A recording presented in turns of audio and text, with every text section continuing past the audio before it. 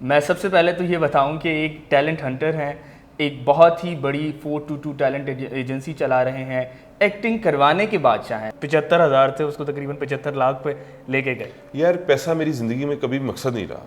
मुराद भाई से गुफ्तगू का सिलसिला जारी है। मज़ीद मुराद भाई से हमने ये पूछना है कि क्रिकेट, इतनी सख्तियाँ और फिर मॉडलिंग और फिर उसके बाद टैलेंट हंट, मुराद भाई इस बारे में भी हमें ज़रा थोड़ा बताएं। आर्ट की बड़ी इज्जत करता हूँ, बड़ी कदर करता हूँ, अब से नहीं कुछ पहले से ही, क्योंकि मुझे हम इमोशनल लोग हैं यार, ठीक है ना। जो चीज़ हमें टच करती है हम रो पड़ते हैं। अभी मैं कितनी पुरानी बात बताया था, मेरी आंखों में आई कुडंट, बिकॉज मैं उस फीलिंग से गुजरा हूँ। देखिए, बाद मुखालिफ से ना घबरा ए औकाब, ये तो चलती हैं तुझे ऊंचा उड़ाने के लिए, कि उठ बांध कमर क्या डरता है, फिर देख खुदा क्या करता है। क्या बात। Impossible is a word in dictionary of fools. जब आप मेहनत करते हैं तो आपकी मेहनत जो है वो कभी जिंदगी में रायगा नहीं जाती, और अल्लाह ताला उसका अजर आपको जरूर देता है, बंदा नहीं।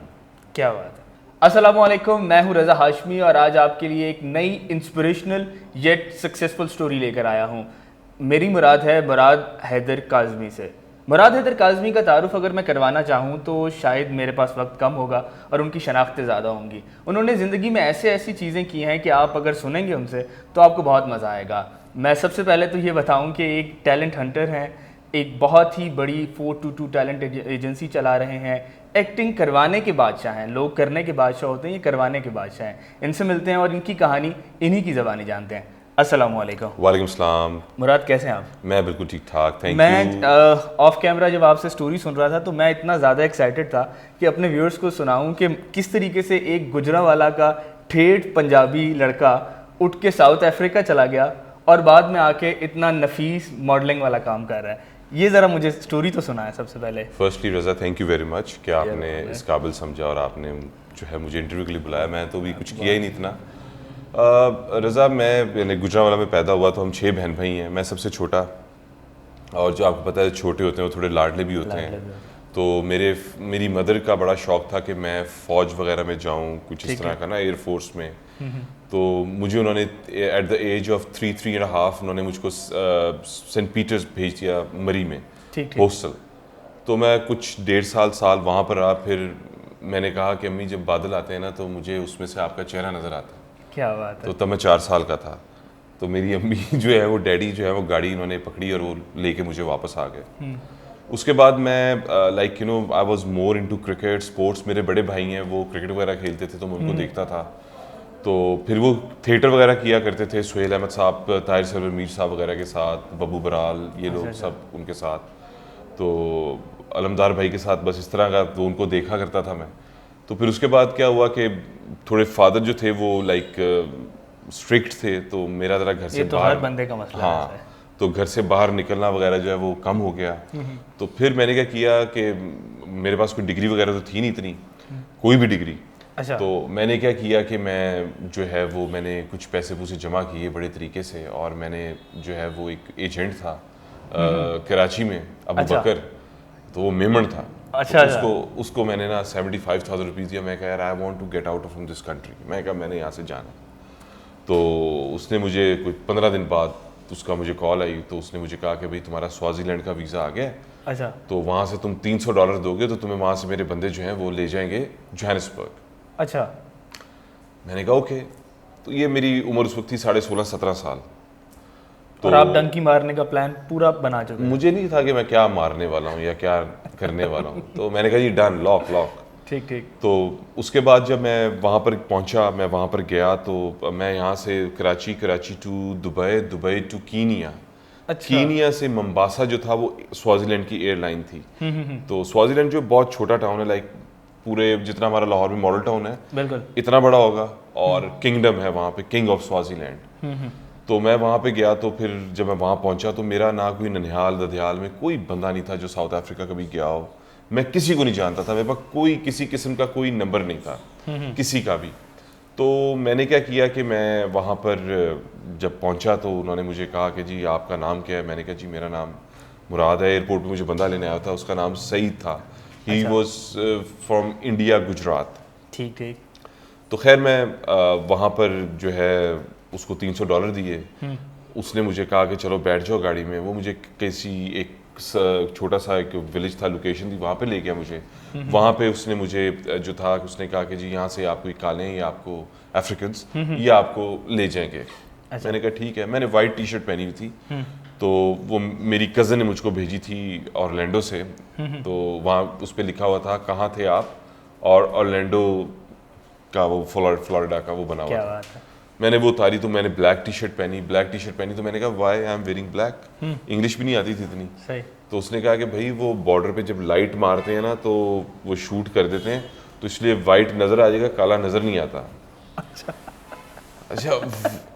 तब मुझे एहसास हुआ कि यार मैं किधर आ गया। खैर अच्छा, सबसे इम्पॉर्टेंट बात जो मैं आपको बताना चाहता हूँ वरज़ा ये कि उस वक्त ना मुझे मेरे डैडी याद आए, ना उस वक्त मुझे मेरी अम्मी याद आई। मुझे सिर्फ अपनी बहनें याद आ रही थी, उनके बच्चे याद आ रहे थे कि यार मैं क्या कर रहा हूँ यहाँ पर। देन 4 घंटे की वॉक थी, वो हमने की। तो आगे मुझे उस बंदे ने, आगे जो मुझे रिसीव करने आए हुए थे, उनके साथ मैं बैठा गाड़ी में, तो वो 2 इंडिया के लड़के थे। तो ये आपके साथ पूरा ग्रुप था जो नहीं, मैं अकेला गया हुआ था। अच्छा, अकेले थे आप? अकेला गया था मैं, तो वहाँ से मेरी लाइन थी, ग्रुप नहीं था कोई। तो वो अकेला मैं था, तो उस वक्त और साथ कोई नहीं था। ठीक ठीक, शुक्र है। तो खैर उन्होंने मुझे ना बिठाया गाड़ी में। तो मुझे परफ्यूम्स वगैरह का बड़ा शौक था, तो मैं बड़े परफ्यूम्स वगैरह लेकर गया हुआ था। तो उसने मुझे ना कहा कि यार ये तुम बैग मुझे दे दो और ये परफ्यूम भी मुझे दे दो, यहाँ पे काले वगैरह हैं वो लूट लाट ना लें। मैं आई ट्रस्टेड हिम, मैंने उसको दे दी चीज़ें। उसने मुझे ब्री स्ट्रीट और कमर्शियल स्ट्रीट जोहानिसबर्ग के कॉर्नर पे उतारा रात के 8:30 बजे, और उसने मुझे कहा कि यार मैं ना आपके पास आ रहा हूँ बस आधे घंटे में, आगे पुलिस वगैरह तो मैं देख लूँ चीज़ें। वो 27 अक्टूबर थी और आई थिंक इट वाज 97 ठीक, 1996-97। तो मैंने कहा ठीक है। 9:30, 10:30, अच्छा, 11:30, तो टाउन जो था जहाँ मैं खड़ा था ना, वो जगह थोड़ी ना वाइल्ड होने लग पड़ी, यानी थोड़ी सी ना एग्रेशन आ गया लोगों में। काले थोड़े थोड़े ड्रंक थे। ठीक ठीक, तो खैर मैं वहाँ पे खड़ा रहा और मेरे पास कुछ भी नहीं था। मेरा जो पासपोर्ट था वो मैंने अपने ब्रीफ में अंदर रखा हुआ था, पता नहीं क्यों, हालांकि वो पॉकेट में होता है। तो पौने एक बजे करीब ना कुछ 4 काले आए, तो उनके पास इतना बड़ा खंजर, छुरी। अच्छा, तो उन्होंने आकर ना मेरे रख दी यहाँ पर। अच्छा, मैं मासूम सा बच्चा, अपनी शक्ल दिखा के जान पे छुड़ाने वाला बच्चा था मैं। अच्छा अच्छा, तो मैंने कहा ये तो बहुत वायलेंस हो गया। तो मैंने कहा कि नो मनी। अच्छा, मैंने कहा अब now they don't want to trust me. खैर पता नहीं माँ की दुआएं थी क्या था, तो उन्होंने मुझे बड़ा मारा, इतना मारा रज़ा, इतना मारा कि मेरा मुंह जो था ना, वो जो पानी की बॉटल नहीं होती 18-19 लीटर, इतना बड़ा हो गया। एंड दे मेरे क्लोथ्स ले गए, I was in my boxers. तो अब मुझे ना इंग्लिश आती थी इतनी ज़्यादा, और ना मैं किसी से कोई हेल्प मांग सकता था। तो वहाँ पे सब अफ्रीकन्स थे, मुझे इतना पता ही नहीं था किसी चीज़ का। तो वहाँ पे मैं बैठा रहा, तो मुझे दर्द बड़ी, लोग देख रहे हैं और किसी ने मुझे छुड़वाया नहीं यार वहाँ पर, यानी वो मारे जा रहे थे। नो बडी स्टॉप देम कि यार डोंट डू दैट। खैर वो आधा पौना घंटा उन्होंने मुझे मारा, चले गए। तो मैं बैठा रहा वहाँ पे, तो सामने कोई रेस्क्यू, कोई कुछ भी नहीं? यार मैं ज़बान इतनी बोल सकता था कि how are you, this and that, इतना वो नहीं था मेरे पास। तो खैर मैं वहाँ पे बैठा रहा, तो सुबह हुई। तो सुबह, अब अक्टूबर था, तो वहाँ पे लाइक गर्मियाँ स्टार्ट हो रही थी। ठीक है, हमारे ऑपोजिट वेदर है, क्योंकि वो साउदर्न हेमिस्फीयर में, हम नॉर्दर्न में है, तो उल्टा मौसम होता है वहाँ पर। ठीक, तो गर्मियाँ थी, तो मैं सुबह यानी देखा वहाँ पे दर्द बड़ी शदीद, अब ना पट्टी कर सकूँ ना कुछ कर सकूँ। अच्छा, खून जो था ना वो होठों से निकला हुआ था, और कुछ यहाँ से पता नहीं कान के पास है, बट वो हड्डियाँ बहुत सूज गई थी, सूजन ज़्यादा, इट वॉज पेनिंग। तो खैर मैं वहाँ पे बैठा रहा। मैं एक बंदा था, वो मैंने देखा इंडियन, उसके पास गया, मैं दाढ़ी थी उसके पास, I think he was also from Gujarat, India. तो उनके पास में गया, मैंने कहा कि भाई प्लीज़ हेल्प मी। उसने मुझे गाली निकाली है, मुझे उस अपनी शॉप से निकाल दिया। अच्छा, मैंने कहा राइट ठीक है, मैं बाहर आ गया। तो कोई 12-13 दिन बाद मैंने देखा कि जी अब KFC के ना, वो KFC था वहाँ पे, वो हलाल नहीं था, हराम था। अच्छा, तो थोड़ी सी भूख शाक लगती थी तो पानी शानी तो पी लेते थे। तो जब भूख लगती थी तो मैं KFC पे जाता था कि शायद कोई बंदा कुछ करे, तो उधर बिन पड़ा होता था, बिन। खैर मैंने वहाँ से जो था ना, इतना लाइक बिन था, मैंने कुछ चीज़ें वगैरह पकड़ता था, फॉर्म होता था जहाँ तो, नहीं होते यार वो रोल, हाँ। वो पकड़ के एक आधी बाइट ली, वहाँ करके वो फेंक देना, चला जाना। इट वॉज ट्यूसडे, तो मैंने देखा कि सामने से ना एक लड़का आ रहा है पाकिस्तानी, शलवार में मुझे नहीं पता वो पाकिस्तानी था कि कौन था। तो मैंने उसको देखा तो मैं उसकी तरफ इस तरह भागा जिस तरह मेरा बेटा अली हैदर मुझको देख के भागेगा। तो मैं उसके पास गया, मैंने कहा यार आप पाकिस्तान से हैं? उसने कहा जी मैं पाकिस्तान से हूँ। मैं कहा यार मैं भी पाकिस्तान से हूँ। तो उसने कहा कि यार ईद मुबारक। मैंने कहा ईद है? कहता है हाँ। तो कहता है आप मेरे साथ चलें। वो मुझे अपने घर ले गया, तो उनका रेस्टोरेंट था फारूक भाई का, ठीक है, और वो मुझे अपने घर लेके गए। उन्होंने मुझे अपने कपड़े वगैरह दिए। तो जब उन्होंने मैं बाहर आया तो उन्होंने खाना लगाया, तो मैं खाना देख के रो पड़ा, बड़ा रोया मैं खाना देख के। फिर मैंने अपनी अम्मी से बात की, उनको मैंने कहा कि मुझे ना इसी तरह काले पड़ गए थे अम्मी। तो मेरी अम्मी ने ना मुझे कुछ पैसे भिजवाए। मैंने कहा यार ये क्यों भिजवाए आप लोगों ने, कोई बात नहीं। तो from no clothes I lived in South Africa for 16 years। ठीक। और आज भी वहाँ के लोगों को अगर कोई काम होता है तो मुझे कॉल करते हैं। और आई प्लेड क्रिकेट देयर, और मेरा वहाँ पे बड़ा नाम हुआ, मुझे बड़े लोगों ने पहचाना, बड़ी इज्जत दी मुझे वहाँ पे लोगों ने। और फिर मेरे डैडी की डेथ हुई तो फिर अम्मी अकेली रह गई, तो फिर मैं पाकिस्तान वापस आ गया 2013 में 8 अगस्त। ठीक ठीक। Then I started. तो साउथ अफ्रीका में नेशनैलिटी वगैरह का सिलसिला है मेरे पास है, मेरे I got the papers, I am the residence of South Africa. और फिर आई केम बैक, और यहाँ पर मैं आया। यहाँ पे मेरा भतीजा रिश्ते में बाकर, वो एक कंपनी है कराची की, मॉडलिंग टैलेंट की एजेंसी है, वहाँ पे जॉब करता था। तो वहाँ पे मैं मिला, उन लोग मुझसे मिले लोग, तो उन्होंने मुझे कहा कि यार why don't you head our Lahore office. तो वहाँ पे क्या जॉब्स करते थे साउथ अफ्रीका की, अगर थोड़ी सी बात? साउथ अफ्रीका में मैंने 4 दिन जॉब की। शूज़ ऐप एक कंपनी थी, जूते की दुकान थी, बस वहाँ पे मैंने 4 दिन जॉब की। उसके बाद मैंने साउथ अफ्रीका में जॉब नहीं की। मैंने काम किया वहाँ पर, मैंने क्रिकेट खेली वहाँ पे, क्रिकेट में पैसे कमाए, घर शहर ये वो। और फिर जो है मुझे अपना मैंने काम किया, मैंने कंफर्टर्स, ब्लैंकेट्स, मेरी इलेक्ट्रॉनिक्स और कॉस्मेटिक्स शॉप्स थी वहाँ पर। मार्गेट एक इंटरनेशनल हॉलीडे डेस्टिनेशन है वहाँ के टैक्सी रैंक पे, बड़ी ज़बरदस्त शॉप थी मेरी, और वो मैंने काम किया। या तो इट मीन्स कि आपने अच्छा वो जो 75,000 थे उसको तकरीबन 75 लाख पे लेके गए। यार पैसा मेरी ज़िंदगी में कभी मकसद नहीं रहा। पैसा मुझे कमाना होना तो एक तो उसके लिए अक्लमंद होना बहुत ज़रूरी है, अकल मेरे में है नहीं, अकल बहुत है, ठीक है। और बेवकूफ़ आदमी जो है ना वो पैसा नहीं कमा सकता। मेरा काम है कि मैं जिनका मानने वाला हूँ मैं उनके बताए हुए चीज़ों पे चलूँ। बुराई में से भी मैं हमेशा अच्छा ही निकाली है मैंने हमेशा। तो मुझे I always walk against the wind, ठीक है ना। मुझे जो दुनिया सब कर रही होती है मैं भी वो करने लग जाऊँ तो फिर there is no difference between me and them. ज़माने की रिवायत से ज़रा मैं हट के चलता। हाँ, क्या बात है। मुराद भाई से गुफ्तगू का सिलसिला जारी है। मज़ीद मुराद भाई से हमने ये पूछना है कि क्रिकेट, इतनी सख्तियाँ, और फिर मॉडलिंग, और फिर उसके बाद टैलेंट हंट, मुराद भाई इस बारे में भी हमें ज़रा थोड़ा बताएं। यार देखें, द थिंग इज़ के I am a very good observer. ठीक। मैं 15 साल अकेला रहा साउथ अफ्रीका में, तो मैं अपनी सिक्योरिटी खुद ही था। ठीक। तो मैं बंदा देखता हूँ, अल्लाह ताला का शुक्र है वो कुछ बंदे का पता लग जाता है तो थोड़ी बचत हो जाती है। देखिए टैलेंट जो है वो पाकिस्तान के अंदर जब मैं आया तो मुझे किसी चीज़ का नहीं पता था, राइट। तो मैंने लोगों को देखा कि लोग क्या कर रहे हैं।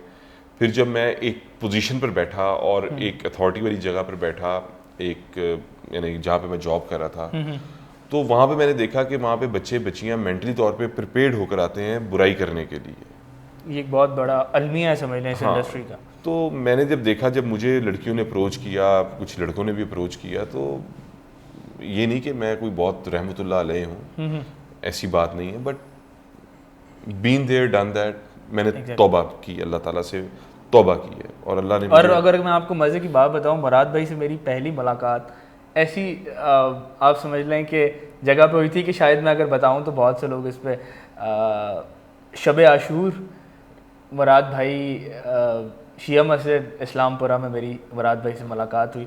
और मुराद भाई को हम जानते तो थे टीवी के हवाले से और उसके फेसबुक और सोशल मीडिया के हवाले से, लेकिन कभी मुलाकात मुराद भाई से नहीं हुई थी। तो वहाँ पे जिस तरीके से उस रात इन्होंने मुझसे प्यार किया, तो वो सिलसिला फिर एक तवील अरसे तक चला और ये 2 साल पहले की बात है।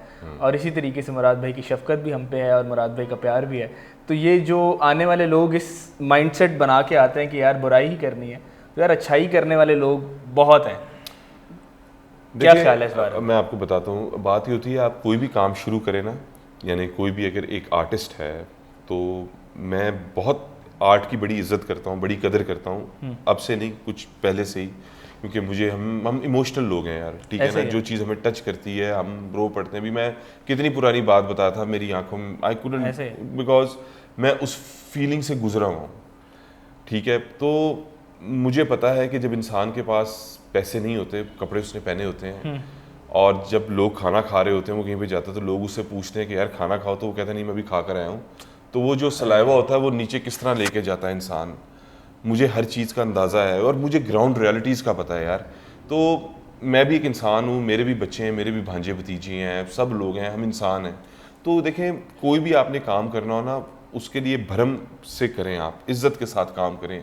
आप किसी काम की शुरुआत बुनियाद ही गंदगी से, गंद से करेंगे तो वो कहाँ तक जाएगी, वो बस चंद लम्हों के लिए। ठीक है। तो अल्लाह ताला का बड़ा शुक्र है, मुझे 422 टैलेंट को लोग बड़ी इज्जत देते हैं, बड़ा प्यार करते हैं। आप यकीन करें कि मैं उनके साथ उतना प्यार नहीं कर पाता, मैं उनको वो वक्त, वो वैल्यूज़ नहीं दे पाता जितना वो प्यार और वैल्यू मुझे देते हैं। क्या बात, ठीक है। तो मैं अल्लाह ताला का, मौला का जितना शुक्र अदा करूं उतना कम है। और I am here to deliver, ठीक है ना, सबसे बड़ी बात है। I am here to deliver. मेरे 2 इंस्टीट्यूट्स हैं, एक एक्टिंग वर्कशॉप है, एक मेरा एंकरिंग होस्टिंग का वर्कशॉप है। My team is the best team, no doubt, no doubt. ठीक है। और इस वक्त पाकिस्तान के जितने बड़े एंकर्स हैं वो 422 टैलेंट के पास हैं, एक्टर्स जितने भी हैं वो 422 टैलेंट के पास हैं, और इसमें कोई शक भी नहीं है। हाँ, ये करम है अल्लाह पाक का। देखें, कोई एंकर है या कोई भी जिसको भी अल्लाह ताला ने इज्जत दी है, जो किसी मकाम पर पहुंचा है, वो बेवकूफ़ नहीं हो सकता। वो भी कुछ देखते हैं। आई कांट प्रिटेंड, ठीक है ना, वी कांट प्रिटेंड। तो कहने का मतलब ये है कि, और देखें इस फील्ड के अंदर ये बहुत सेंसिटिव सा काम है। आपका एक फिक्रा ऊपर नीचे हो जाए, तो अगर मैं किसी लड़की से बात कर रहा हूँ तो वो पता नहीं क्या समझ जाए। तो मेरी कोशिश होती है कि आप लोग बच्चों को मैं बुलाऊं यहाँ पे, मैं उनसे मिलूं। जिस तरह हमारी एक्टिंग वर्कशॉप है, उसको अली सिकंदर देखते हैं, इमरान खान एक्टर, वो अभी हमारे साथ उन्होंने ज्वाइन अप किया है, ठीक है। मेरी स्टाइलिंग के अंदर जो है वो ओजी खान है, वन ऑफ द बेस्ट। मेरा कास्टिंग डायरेक्टर बिलाल है। मेरी एमडी मालिका है, लाइक मालिका is a very experience in production, ठीक है। मेरी जो HR है वो इरम अली है, यानी like you know good bunch of guys, ठीक है ना। फैज़ी बड़ा अच्छा हमारा मेकअप करता है, फैज़ी जो है वो मुझसे ज़्यादा मशहूर है। तो अब कहने का मतलब ये है कि गुड टीम है। और देखें, यहाँ पे कोई भी बॉस एम्प्लॉयमेंट का सीन नहीं है। मैं घर से निकलता हूँ तो मैं अपने दूसरे घर आ जाता हूँ। यही मैंने बच्चों को बताया कि भाई आप लोगों का ये घर है, आप लोगों को जब तक मैं होमली इन्वायरमेंट नहीं दूंगा तब तक you won't be able to perform.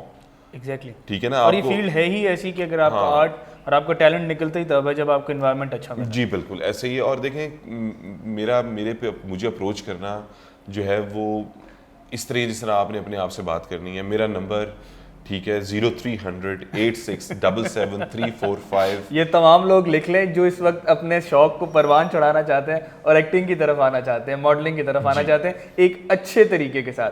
ये बहुत ज़रूरी है जी। मेरे पास कोई शॉर्टकट तो नहीं है guys, I don't have any shortcut, ठीक है। But we got the best team, we got the best people to train you, to groom you, ठीक है, जो आपको आगे लेकर जाएं, ठीक है। सलमान भाई हैं हमारे, सलमान हसन साहब जो हैं, हाँ ठीक है, वो GNN में एंकर हैं, सीनियर एंकर पर्सन है। वो हमारी एंकरिंग होस्टिंग क्लास को जो है वो हेड करते हैं। उनके साथ जो है मैंने क्योंकि we born and brought up in Lahore, Gujranwala, Punjab, तो हमारी उर्दू जो है वो थोड़ी सी ऐसी हो जाती है, चाहे हम जितने मर्जी खूबसूरत क्यों ना हो। अच्छा, उसमें क्या होता है कि उसी लिए हमने जो है वो उर्दू लैंग्वेज क्लासेस जो है वो हम कोर्स स्टार्ट करवाने लगे हैं।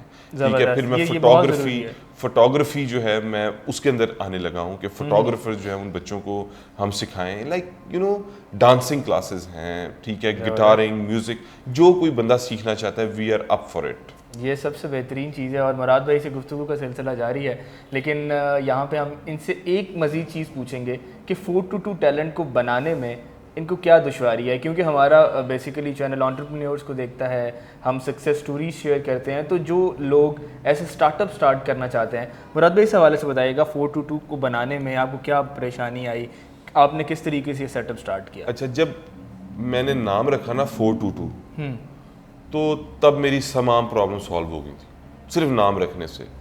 मैं बैठा हुआ था नजफ में मौला अली के रोज़े पे, सुभान अल्लाह, तो गूज़बम्प्स, ठीक है ऐसे ही है।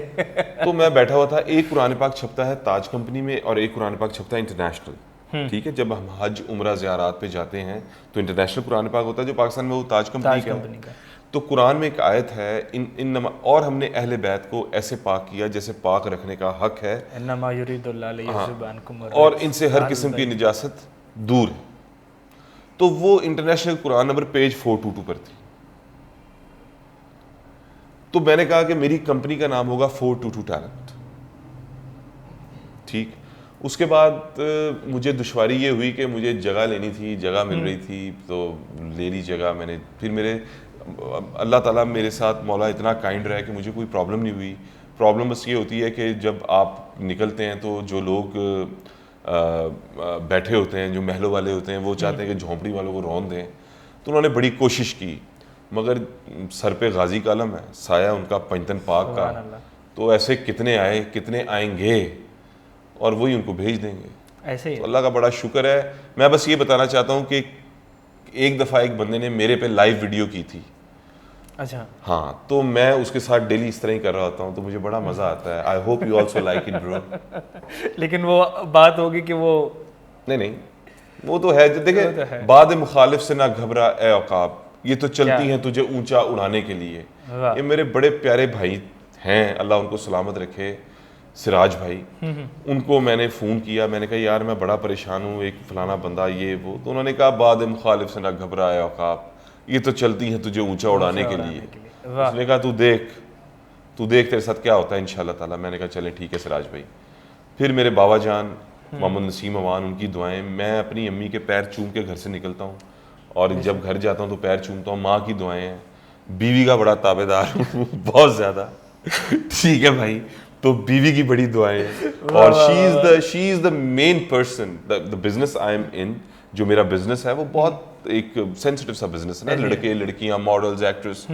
तो अगर मुझे मेरी बीवी की सपोर्ट ना हो, ट्रस्ट ना हो, तो I won't be able to pursue this career. ऐसे ही वो तो हर वक्त ना चाह के ही नहीं, थैंक गॉड फॉर दैट। ये सबसे बड़ी बात है कि मुराद भाई कि आपको एक ऐसा पार्टनर मिले कि वो आपको मतलब आपकी परवान चढ़ाने में, आपको स्ट्रगल करने में आपका साथ दे, ना कि वो हर्डल बने। भैया मैं आपको बताता हूँ, देखें मेरे पास आज जो कुछ भी है, आप जो बैठे हैं, मेरे पास जो मीडिया का भी जो आया काम, इज्जत जिल्लत जो भी हुई, मेरे पास जो रिस्क है वो मेरी बीवी के नसीबों, ठीक है ना।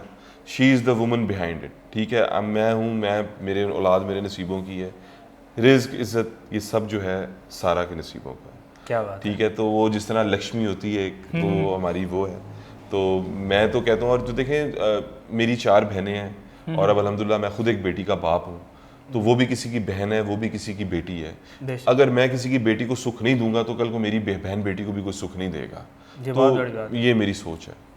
जाते जाते मुराद भाई हमारे चैनल के लिए, मेगा सक्सेस पाकिस्तान के लिए कोई एक जुमला कुछ हमारे लिए और उन लोगों के लिए जो शायद ये समझते हैं कि किसी छोटे शहर में पैदा हो जाने से आप बड़ा काम नहीं कर सकते, उन लोगों के लिए कुछ पैगाम, और फिर हम इस प्रोग्राम को वाइंड अप करते हैं। देखें, सबसे पहले तो रज़ा आप बहुत अच्छा काम कर रहे हैं, अल्लाह ताला आपको बहुत मज़ीद कामयाबियों से नवाजे और हर बुरी नज़र से आपको महफूज रखे। दूसरी बात, जो बच्चे हैं उनको मैं सिर्फ एक मोटिवेशनल चीज़ कहूँगा कि उठ बांध कमर क्या डरता है, फिर देख खुदा क्या करता है। क्या बात, impossible is a word in dictionary of fools, no doubt. ठीक। तो बस आपको हिम्मत करनी है। जो लोग कहते हैं आपकी नीयत साफ़ होनी चाहिए, नीयत इंसान की साफ़ ही होती है, ठीक है। बस आपको मेहनत करनी होती है। जब आप मेहनत करते हैं तो आपकी मेहनत जो है वो कभी ज़िंदगी में रायगा नहीं जाती, और अल्लाह ताला उसका अजर आपको ज़रूर देता है, बंदा नहीं। क्या बात है।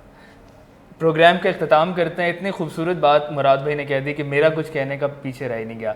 इंशाल्लाह एक नए प्रोग्राम के साथ आपके पास हाजिर होंगे, और हमारे चैनल के साथ रहिएगा। मैगा सक्सेस पाकिस्तान आप लोग देखते रहते हैं, मज़ीद देखते रहें, मुझे मोटिवेट करें। कमेंट सेक्शन में हमें बताएं कि क्या गलतियाँ हैं, किन का इंटरव्यू करना चाहिए। कुछ ऐसे लोग जो आपकी नज़र में हैं और मेरी नज़र से ओझल हैं, उनका हमें ज़रूर बताइएगा। अपना बहुत ख्याल रखिएगा। अल्लाह हाफ़िज़।